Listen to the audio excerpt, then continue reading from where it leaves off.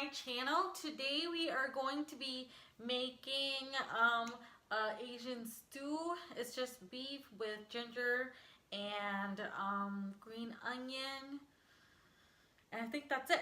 So if you want to learn how to make it, just keep watching. So all the ingredients that you would need is beef chuck, onion, ginger, and salt. So the first thing what you want to do is cut your onions into pieces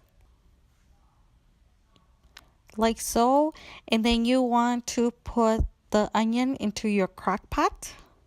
And then you want to cut your ginger into slices or pieces, however big or small you want.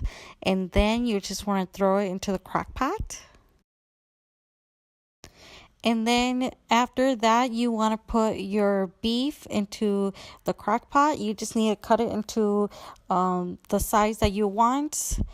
And then you want to put it into the refrigerator overnight. And voila, doesn't that look so good with the beef and the hot pepper and the ginger and the sauce? Oh my gosh, it is so yummy. And thanks for coming back to my channel to watch what I have for you guys. Yes, I am still wearing my work shirt because I just got home. And yes, it is a Friday, and yes, it is uniform day.